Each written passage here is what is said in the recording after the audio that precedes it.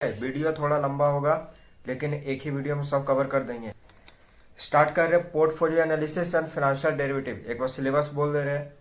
Portfolio and diversification, portfolio risk and return, mutual funds, introduction to financial derivatives market in India. ये देखने में 4-5 topic लग रहा है लेकिन इस पूरा होल चैप्टर के अंदर, होल यूनिट के अंदर कम से कम 20 टॉपिक है, 20 टॉपिक है कम से कम। ठीक है, अगर और भी डिटेल्स करें तो बहुत ज़्यादा होगा लेकिन जो एग्जाम में पढ़ने लायक है वो है 20 टॉपिक इसके अंदर। स्टार्ट कर रहे हैं सबसे पहले पोर्टफोलियो से। पोर्टफोलियो का मतलब क्या है? पोर्टफोलियो मतलब ग्रुप होता है। पोर्टफोलियो मतलब एक ग्रुप जहां पर कॉम्बिनेशन होता है फाइनेंशियल एसेट का, जैसे इक्विटी का हो गया, इक्विटी रहेगा उसमें, बॉन्ड रहेगा, डिवेंचर रहेगा, जो अपना अपना अलग अलग रिस्क और रिटर्न कैरी करता है। ठीक है, सबका अपना अपना रिस्क है। इक्विटी का अलग रिस्क है, डिवेंचर का अलग रिस्क है। तो ये सब रिस्की और नॉन रिस्की सिक्योरिटीज मिला के क्या बनता है? Portfolio. Ultimately portfolio refers to a group और combination of financial asset such as equity, bond etcetera having different risk and returns. It includes risky as well as non risky securities. ठीक है, group है जहां पर सारा securities एक साथ रहता है। इसी के साथ एक और मीनिंग आता है क्वेश्चन में, डाइवर्सिफिकेशन क्या है? डाइवर्सिफिकेशन का मतलब है deploying investable fund in a variety of asset in order to minimise the risk. एक एसेट में इन्वेस्ट करेंगे तो रिस्क बहुत ज्यादा हो जाएगा, वहीं अगर 3-4 एसेट में अगर इन्वेस्ट करें तो एक उम्मीद रहता है कि कहीं ना कहीं से रिटर्न मिल जाएगा। ठीक है, तो डाइवर्सिफिकेशन उसी को बोल रहा है। एक में ना इन्वेस्ट करके 3-4 में इन्वेस्ट करिए, एक से ज्यादा में इन्वेस्ट करें ताकि जो रिस्क है वो कम हो जाए, मिनिमाइज हो जाए। दूसरा पॉइंट है portfolio management process. Portfolio management process में 3 चीज आता है: पोर्टफोलियो प्लानिंग, पोर्टफोलियो कंस्ट्रक्शन और पोर्टफोलियो कंट्रोल। पोर्टफोलियो प्लानिंग में क्या है? 3 चीज है। Determining the objective and constant, क्या ऑब्जेक्टिव है, क्या उद्देश्य है प्लानिंग करने का, पोर्टफोलियो बनाने का, वो चीज। Second is investment policy statement, क्या क्या पॉलिसी है इन्वेस्टमेंट का, वो। एनालिसिस ऑफ सिक्योरिटीज मार्केट, जिसमें हम इन्वेस्ट करने जा रहे हैं उसका सिक्योरिटीज मार्केट कैसा है। नेक्स्ट है पोर्टफोलियो कंस्ट्रक्शन। पोर्टफोलियो प्लानिंग करने के बाद ये स्टेप आता है, इसमें 2 चीज है। पहला पोर्टफोलियो सिलेक्शन, हम लोग सिलेक्ट करेंगे कि कौन सा पोर्टफोलियो बेस्ट है according to the need of investor. Next है उसी में पोर्टफोलियो क्रिएशन, सिलेक्ट करने के बाद हम लोग पोर्टफोलियो बनाएंगे। ठीक है, अगर अपना कस्टम बनाना हो, अपने हिसाब से अगर मेड करना हो तो पोर्टफोलियो क्रिएशन करना पड़ेगा। लास्ट पॉइंट है पोर्टफोलियो कंट्रोल, इसमें 2 चीज आता है, monitoring and evaluation. Monitoring and evaluation, monitor करेंगे सिक्योरिटीज का रिस्क एंड रिटर्न कैसा है, इवेल्युएट करेंगे कि करंट प्राइस क्या है और मार्केट प्राइस क्या है। तो पोर्टफोलियो मैनेजमेंट प्रोसेस में 3 था: portfolio planning, portfolio construction and portfolio control. इसके बाद टॉपिक में है portfolio risk and return. Return का बारे में बुक में कुछ दिया हुआ नहीं है। पोर्टफोलियो रिस्क दिया हुआ है, पहला सिस्टमेटिक रिस्क, दूसरा अनसिस्टमेटिक रिस्क। सिस्टमेटिक और अनसिस्टमेटिक हम लोग पहले वाला वीडियो में कवर कर चुके हैं, सेम है। एक बार फिर से हम रिवाइज करने के लिए बोल दे रहे हैं। सिस्टमेटिक रिस्क मतलब day to day fluctuation in stock price due to uncertainty. ठीक है, डे टू डे जो स्टॉक प्राइस अप डाउन होता है वो होता है सिस्टमेटिक रिस्क। अनसिस्टमेटिक रिस्क मतलब जो पूरा इंडस्ट्री फर्म कंपनी को लेके जो अनसर्टेनिटी होता है उस टाइप का रिस्क को अनसिस्टमेटिक रिस्क बोलते हैं। इसके बाद है पोर्टफोलियो थ्योरी। ठीक है, 2 थ्योरी है और एक मॉडल है। ये लॉन्ग क्वेश्चन में आ सकता है एग्जाम में। पहला जो थ्योरी है वो है modern portfolio theory, empty, modern portfolio theory. इसको जो प्रोपाउंड किया था, पॉइंट किया था, बताया था या इसको इंट्रोड्यूस्ड किया था, उसका नाम था हैरी मार्कोविट्स। ठीक है, हैरी मार्कोविट्स, जिसको एचएम मॉडल भी बोलते हैं। 1952 में ये इंट्रोड्यूस्ड हुआ था। He brought a mechanism to identify an optimum portfolio. तो हैरी मार्कोविट्स से वो एक मैकेनिज्म लाया था to identify an optimum portfolio, ताकि जो सबसे बेस्ट पोर्टफोलियो उसको आइडेंटिफाई कर सके, पहचान सके। अब कैसे पहचानेंगे, तो वो कुछ एजम्पशंस दिया था, based on some assumptions as follows. क्या क्या एजम्पशन है? पहला रैशनल बिहेवियर, इन्वेस्टर कैसा बिहेव करता है, हमेशा रैशनली बिहेव करता है। Investor behave rational in such manner as to ensure their stand maximised for a given level of income. अब रैशनल बिहेवियर का मतलब क्या है? इन्वेस्टर हमेशा ये एक्सपेक्ट करेगा कि हम जितना इन्वेस्ट किए हैं हमको उतना मैक्सिमम लेवल ऑफ इनकम मिले। दूसरा है रिस्क एवर्जन। रिस्क एवर्जन मतलब इसमें आता है रिस्क एवर्सी इन्वेस्टर, ठीक है, या इसको रिस्क एवर्स इन्वेस्टर भी बोलते हैं। अब रिस्क एवर्स इन्वेस्टर मतलब ऐसा इन्वेस्टर जो रिस्क लेना ही नहीं चाहता है, ठीक है, माने अगर रिस्क लेगा भी, जरा सा भी रिस्क लेगा तो बहुत ज्यादा रिटर्न का एक्सपेक्ट करता है। इस टाइप का इन्वेस्टर को रिस्क एवर्सी इन्वेस्टर बोलते हैं। तो इसमें जो पॉइंट है रिस्क अवर्जन, इसमें इन्वेस्टर हायर रिटर्न मांगता है एवरी एडिशनल रिस्क, हर रिस्क के लिए वो सबसे ज्यादा से ज्यादा रिटर्न मांगता है। नेक्स्ट पॉइंट है फ्यू इन्वेस्टर्स। कुछ इन्वेस्टर है मार्केट में। हैरी मार्कोविट्स का कहना है कि मार्केट में ज्यादा इन्वेस्टर नहीं है, बहुत कम number of investor in the market, जो कि मार्केट का प्राइस को इन्फ्लुएंस कर देता है। अगर ज्यादा होगा तो मार्केट प्राइस कम हो जाएगा, और कम इन्वेस्टर रहेगा तो मार्केट प्राइस ज्यादा रहेगा सिक्योरिटीज का। लास्ट एजम्पशन है एफिशिएंट मार्केट। उसका कहना है हैरी मार्कोविट्स का कि जो मार्केट है वो एफिशिएंट होना चाहिए। एफिशिएंट बोलने का मतलब मार्केट गर्म होना चाहिए, ठीक है, मतलब सिक्योरिटीज जो है उसका वैल्यू अच्छा होना चाहिए, प्राइस फेयर प्राइस होना चाहिए, उसका इंट्रिंसिक वैल्यू अच्छा होना चाहिए। सेकंड जो थ्योरी है वो है कैपिटल मार्केट थ्योरी, ठीक है।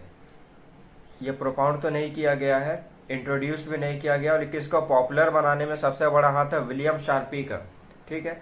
1960 का दशक में विलियम शार्पी ये वाला थ्योरी को पॉपुलर किया था। Capital market theory is an extension and improvement over modern portfolio theory.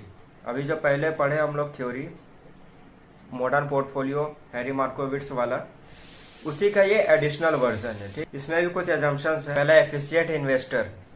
Investor को एफिशिएंट होना पड़ेगा, इन्वेस्टर को नॉलेज होना चाहिए जो एचएम मॉडल को फॉलो करता हो, ठीक है, क्योंकि एडिशनल वर्जन एचएम मॉडल का जो पहले पढ़े हैरी मार्कोविट्स मॉडल, तो उसको वो फॉलो करना चाहिए। फॉलो करने से इन्वेस्टर एफिशिएंट हो जाएगा, नॉलेजेबल हो जाएगा। नेक्स्ट है रिस्क फ्री सिक्योरिटीज। इसका तो फीचर ही यही है कि इसमें कौन सा सिक्योरिटीज है, risk free. Next one is inflation free environment. There is inflation free environment, ठीक है, यहाँ पर इन्फ्लेशन का खतरा नहीं रहता है। Next efficient capital market. Capital market में जो सिक्योरिटीज डिवेंचर बॉन्ड का बाय एंड सेल हो रहा है वो एफिशिएंट होना चाहिए, सही रूप से होना चाहिए। इसी में एक मॉडल है CAPM, capital asset pricing model. It explain the relationship between risk and return. Simple बात है, कुछ ज्यादा झमेला नहीं है। कैपिटल एसेट प्राइसिंग मॉडल या CAPM सिर्फ रिलेशनशिप बताता है किसका किसका बीच, रिटर्न और रिस्क का बीच। Developed by William Sharpe and John Lintner. William Sharpe और जॉन लिंटर इसको डेवलप किया था 1965 में, 1965। It provides a framework to determine the expected rate of return. इससे क्या पता चलता है, इन्वेस्टर का एक्सपेक्टेड रेट ऑफ रिटर्न, जो कि वो एसेट पर लगाया पैसा। इसका कुछ एजम्पशन से पहला रिस्क एंड रिटर्न, ठीक है, क्योंकि ये रिलेशन बता रहे हैं इन दोनों का बीच, तो ये दोनों तो आएगा ही। Perfect capital market. Capital market perfect होना पड़ेगा। रिस्क एवर्सी इन्वेस्टर, यहाँ पर भी ऐसा इन्वेस्टर है जो रिस्क नहीं लेना चाहता लेकिन रिटर्न बहुत चाहता है। Homogeneous expectation. सारे इन्वेस्टर का एक्सपेक्टेशन कैसा है, होमोजेनियस। होमोजेनियस मतलब बहुत बड़ा बड़ा सोच है, बहुत बड़ा बड़ा सपना है कि इतना इन्वेस्ट करेंगे इतना रिटर्न मिल जाएगा। Let's move on to next topic, mutual fund. सही है, म्यूचुअल फंड जानने से पहले तुम लोग ये वीडियो देखो। काफी टैलेंटेड है आपकी बेटी। सर बड़ी होकर इंडिया के लिए खेलना चाहती है। सर उसके फ्यूचर के लिए अभी से मैंने सेविंग भी स्टार्ट कर दी है। फ्यूचर की बात है तो सिर्फ उसे नहीं, आपको भी मैदान में उतरना पड़ेगा। मुझे? इनका मतलब है म्यूचुअल फंड्स के मैदान में सिर्फ सेविंग्स नहीं, हर महीने म्यूचुअल फंड्स में भी इन्वेस्ट कीजिए। वरना आपकी बेटी तो बड़ी होगी, पर उसके लिए सेव किए हुए पैसे शायद उतने ही रह जाएंगे। सही है सर। शॉट भी सही है। तू समझा? हाँ। नहीं, तू समझा नहीं। देख लिया, म्यूचुअल फंड मतलब क्या है। इन्वेस्टर जो है अकेले अगर इन्वेस्ट करेगा तो उसको थोड़ा खतरा महसूस होता है। वहीं अगर 4-5 इन्वेस्टर आके एक ही जगह इन्वेस्ट करे तो सब इन्वेस्टर को ये मन में रहता है कि अगर डूबेगा तो सबका डूबेगा ना, मेरा अकेला थोड़ी डूबेगा। अब फायदा होने से भी सबका होगा, मेरा अकेला थोड़ी होगा। तो ये मन में एक मेंटेलिटी आ जाता है। इसको थोड़ा रीड करते हैं। Mutual fund is an investment mechanism. ये क्या है? एक इन्वेस्टमेंट का मैकेनिज्म है, टाइप है इन्वेस्ट करने का। That is made up of a pool of money. Pool of money, जैसे स्विमिंग पूल में पानी भरा हुआ रहता है, तो ये कैसे बनता है? पैसा का पूल से। It's made up of pool of money which has been collected from many investor, जो कि बहुत सारे इन्वेस्टर से कलेक्ट किया होता है पैसा। पर्पस क्या है? सिक्योरिटीज में इन्वेस्ट करना, purpose of investing in securities. ठीक है, तब जाके ये क्या बन जाता है? Mutual fund. म्यूचुअल मतलब जैसे फेसबुक में भी म्यूचुअल फ्रेंड्स आता है। म्यूचुअल फ्रेंड मतलब क्या? मेरा फ्रेंड है तो वही फ्रेंड किसी और का भी फ्रेंड है। ठीक है, तो ये म्यूचुअल फ्रेंड हो गया। म्यूचुअल फंड में वही सेम चीजें, इन्वेस्टमेंट कर रहे हैं तो हम इन्वेस्ट कर रहे हैं, और वही इन्वेस्टमेंट कोई और इन्वेस्टर कर रहा है, तो ये हो गया म्यूचुअल फंड। फीचर्स है म्यूचुअल फंड का कुछ। Pool of financial resources, pool तो है ही, बहुत सारे इन्वेस्टर आके यहाँ इन्वेस्ट कर रहे हैं, तो ये पूल ऑफ मनी तो है ही, पूल ऑफ फाइनेंशियल रिसोर्सेज है। नेक्स्ट है इनडायरेक्ट इन्वेस्टिंग सिस्टम। हाँ, म्यूचुअल फंड एक फाइनेंशियल डेरिवेटिव भी है, फाइनेंशियल इंटरमीडियरीज है। ठीक है, जो क्या करता है? इन्वेस्ट करने का काम करता है, तो इनडायरेक्ट इन्वेस्टमेंट हो रहा है, डायरेक्ट इन्वेस्टमेंट नहीं हो रहा है यहाँ पर। पोर्टफोलियो मैनेजमेंट मिल जाता है, एडवाइसेस मिल गया। Next one is liquidity. अच्छा, लिक्विडिटी एक ऐसा फीचर है जो पूरा फंडामेंटल ऑफ इन्वेस्टमेंट का जितना चैप्टर है, अगर किसी में से भी फीचर्स पूछ देगा तो ये कहीं पर भी चिपका सकते हैं। लिक्विडिटी कहीं पर भी चिपका सकते हैं, लिक्विडिटी वाला फीचर। लिक्विडिटी मतलब वही बार बार बोल चुके हैं कि मार्केट में कैश में कन्वर्ट हो रहा है कि नहीं हो रहा है। ठीक है, वही फीचर है जो कि इजिली हो जाता है। म्यूचुअल फंड पर सबको भरोसा है। सचिन तेंदुलकर आके ऐड कर रहा है तो भरोसा तो हो गई। इन्वेस्टर प्रोटेक्शन, इन्वेस्टर को क्या है? प्रोटेक्शन मिल जाता है कि चलो सही जगह इन्वेस्ट किया है, इसलिए ऐड में भी यही बोला म्यूचुअल फंड सही है। ऑब्जेक्टिव ऑफ म्यूचुअल फंड्स क्या क्या है देख लेते हैं। Financial long term needs, long term needs अगर है किसी का फाइनेंस का रूप में तो उसमें हेल्प करता है। अच्छा बड़ा अमाउंट मिल जाता है इन्वेस्ट करने से, समय देना पड़ेगा। Generating alternative source of regular finance. ठीक है, generating alternative source of regular finance, regular finance का रूप में भी ये अच्छा एक सोर्स है जहां से फाइनेंस कलेक्ट कर सकते हैं। सेविंग ओरिएंटेड इन्वेस्टमेंट, अच्छा ये खाली इन्वेस्टमेंट ऐसा नहीं है कि पूरा रिस्क ही रिस्क है, यहाँ पर सेविंग्स हो रहा है, सेविंग्स का रूप में भी इन्वेस्ट किया जा सकता है म्यूचुअल फंड में। स्मार्ट टैक्स प्लानिंग, सरकार इसमें टैक्स का कुछ छूट भी देता है म्यूचुअल फंड में इन्वेस्ट करने से, यहाँ पर टैक्स प्लानिंग आ गया। एडवांटेजेस देख लेते हैं क्या है म्यूचुअल फंड का। पहला, प्रोफेशनल एक्सपर्टीज। ठीक है, प्रोफेशनल तो होगा क्योंकि म्यूचुअल फंड कोई छोटा मोटा आम तो फंड नहीं है, प्रोफेशनल का एडवाइस का कमी नहीं यहाँ पर, तो पहला फीचर, सबसे बड़ा फीचर यही हो गया। दूसरा, फ्लेक्सिबिलिटी, अपना हिसाब से इन्वेस्ट कर सकते हैं। लिक्विडिटी बोले था ना आएगा, लिक्विडिटी में क्या बोलना है, वही चीज है। ठीक है, कैश में कन्वर्ट हो जाता है आराम से। रिड्यूस रिस्क, रिस्क बहुत कम है यहाँ पर, बहुत अच्छा, क्योंकि सारा इन्वेस्टर आके इन्वेस्ट कर रहा है तो सबको एक दूसरे पर भरोसा है, म्यूचुअल फंड पर भरोसा है। टाइम सेविंग, ज्यादा टाइम नहीं लगता है, नेट खोलो, एक डीमेट अकाउंट बनाओ, टाइम सेविंग चीज है। म्यूचुअल फंड क्या है? टाइम सेव करता है, क्योंकि ये पोर्टफोलियो मैनेजमेंट दे रहा है तो सारा जिम्मेदारी वो लोग, आपको सिर्फ पैसा देना है। इसमें भी टैक्स बेनिफिट है। ठीक, factors affecting choice of mutual fund, कुछ फैक्टर है जो म्यूचुअल फंड का चॉइस का अफेक्ट करता है। क्या क्या है? Investment objective of the investor, अब इन्वेस्टर का क्या ऑब्जेक्टिव है, किस टाइप से इन्वेस्ट करना चाहता है, उसका क्या सोच है, वो इफेक्ट करेगा। दूसरा, फीचर ऑफ द स्कीम, इस स्कीम में क्या क्या फीचर है वो इफेक्ट करेगा। तीसरा, एक्सपेंस रेट, हाँ इसमें म्यूचुअल फंड सही तो है लेकिन खर्चा बहुत है, क्योंकि इसमें पोर्टफोलियो का पैसा लगता है, पोर्टफोलियो क्रिएशन का पैसा लगता है, पोर्टफोलियो मैनेजमेंट का पैसा लगता है। फिर अगर एक सिक्योरिटीज में किए उसका तो लगेगा, एक से ज्यादा करेंगे तो खर्चा बढ़ जाएगा। तो म्यूचुअल फंड में जो सबसे बड़ा फैक्टर है या लिमिटेशन भी बोल सकते क्या, एक्सपेंस रेशियो, एक्सपेंस बहुत ज्यादा है, खर्चा बहुत ज्यादा है। ठीक है, खर्चा बहुत ज्यादा है लेकिन चीज बढ़िया है। चौथा है रेटिंग्स। ठीक है, क्रेडिट रेटिंग एजेंसीज है जो कि क्या करता है, क्रेडिट रेट करता है, रेट करके बताता है कि सिक्योरिटीज का फेयर प्राइस इंटरेस्टिंग वैल्यू क्या है। इसका एग्जांपल बता ही दिए थे, CRISIL care, credit rating agencies का।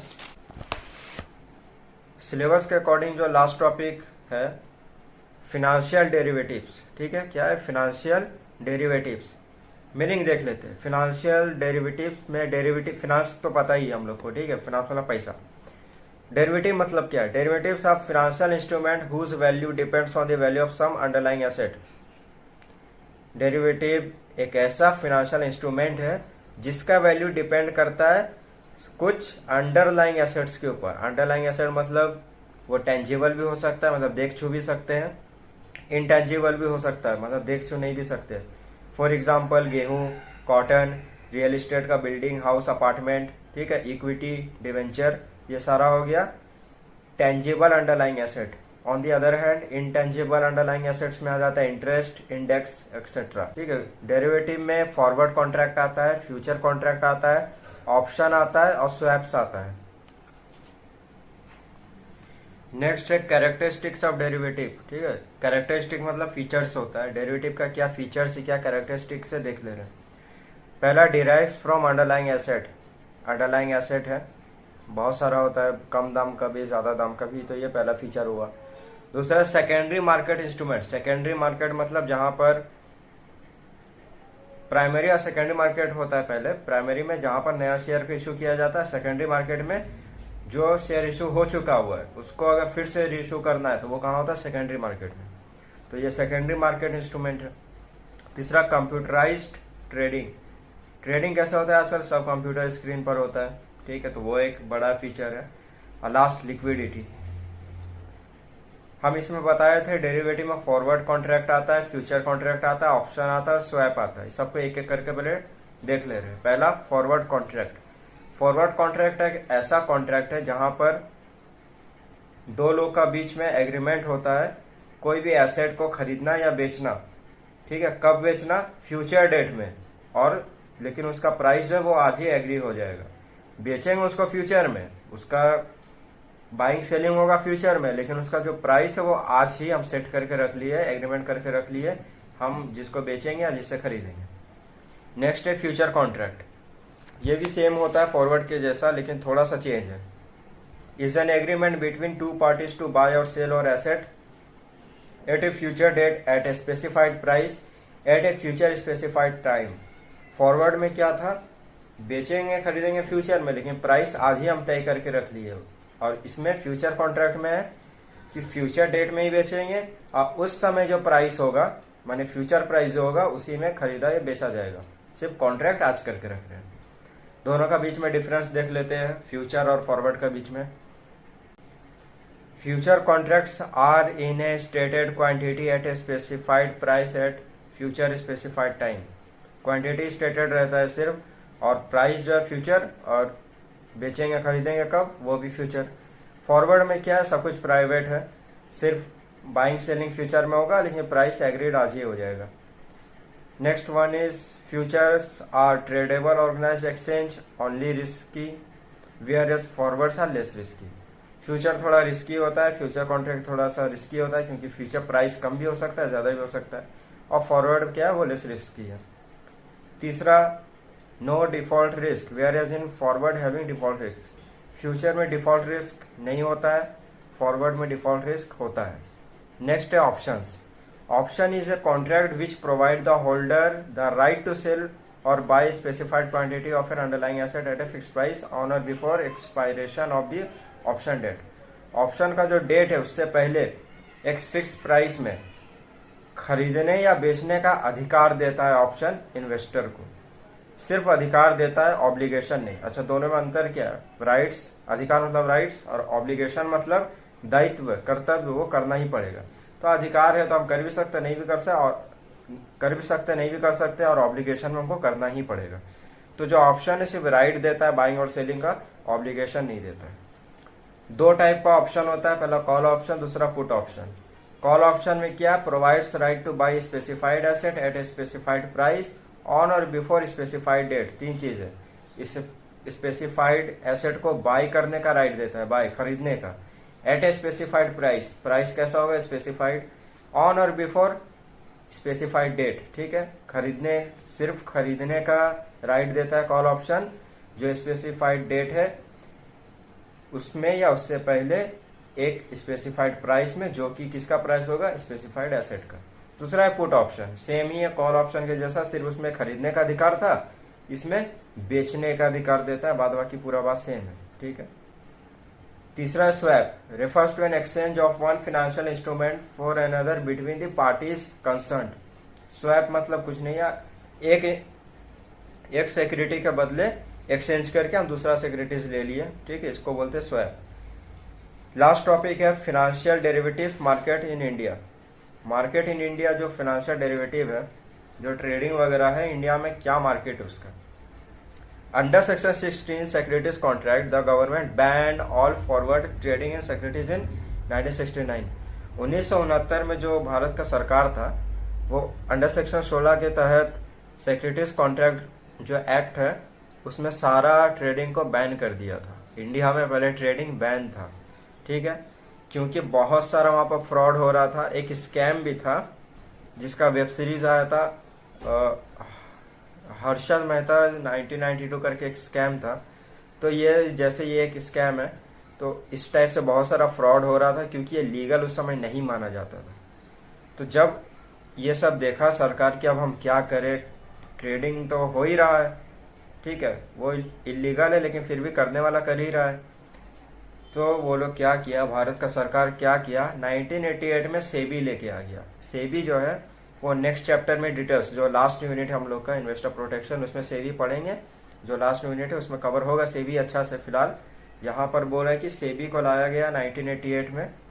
सेंसेक्स आया, निफ्टी 50 आया, जो कि रेगुलेशन का काम करता है। फिनेंशियल डेरिवेटिव मार्केट को, ट्रेडिंग को कौन हैंडल करता है, सेबी करता है, सेंसेक्स करता है, निफ्टी 50 करता है। इसका फंक्शन कौन लाया, सेबी लाया। रेगुलेटर कौन है, सेबी है। तो सब देख रेख अब लीगली होता है, गवर्नमेंट का रूप से होता है। तो अब जाके जो ट्रेडिंग है 2000 से जून 2000 में तुम्हारा निफ्टी 50 आया है, तो अब जाके जो ट्रेडिंग है, फिनेंशियल डेरिवेटिव ट्रेडिंग जो है लीगल हो गया इंडिया में। तो इसी कहानी को बना के लिखना, अगर एक्सप्लेन करने बोला, financial derivatives market in India. तो इसी के साथ हम लोग का unit 4 complete, portfolio analysis and financial derivatives complete हो गया। और लास्ट टॉपिक है इन्वेस्टर प्रोटेक्शन, उसको कंप्लीट करने के बाद पूरा फंडामेंटल्स ऑफ इन्वेस्टमेंट हम लोग का कंप्लीट हो जाएगा। वीडियो को लाइक कर देना, जो नया है अगर तो सब्सक्राइब कर देना और कमेंट भी कर देना, ठीक है।